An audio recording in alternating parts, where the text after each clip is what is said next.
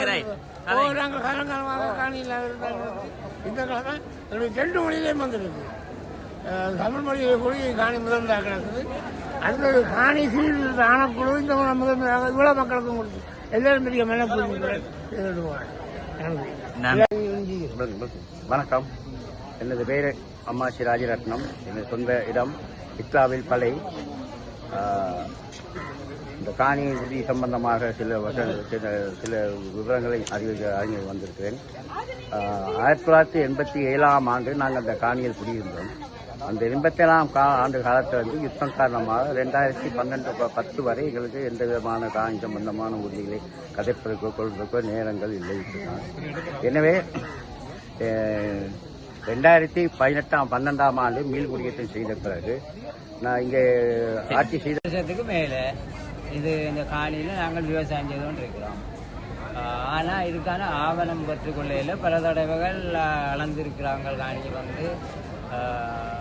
அதுக்கான ஒரு பொறுமதியாக ஒன்றும் பெற்றுக்கொள்ள இல்லாத காணி ஆவணம் இல்லாத சூழ்நிலை இருந்து இன்றைக்கு எங்களுக்கு இந்த அரசாங்கம் வந்ததுனால ஒரு அடிப்படை முக்கியமான விடயத்தை எங்களுக்கு கிடைச்சது பெருமையான விஷயம்.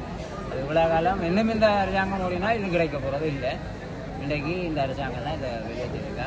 எங்களுக்கு இனிமேலும் எங்களோட அடிமட்ட வேலைகளுக்கு நிச்சயமாக இனங்கண்டு உதவும் பண்ணுறது நம்பிக்கை இருக்குது.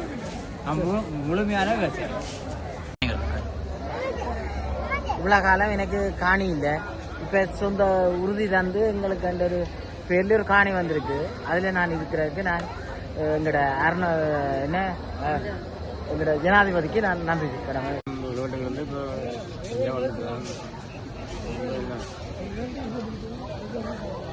நன்றி சொல்றீங்களா இந்த அரசாங்கத்துக்கு? நீங்க 50 சரி. நன்றியா.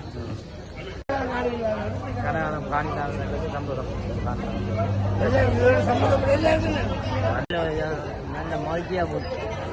வருஷம் 50 வருஷமாகும் தந்தது. இன்னைக்கு ஒரு மகிழ்ச்சியாக போச்சு.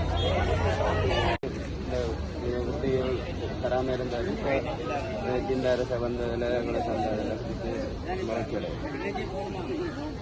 நன்றியா. இது ஒரு சந்தோஷம்.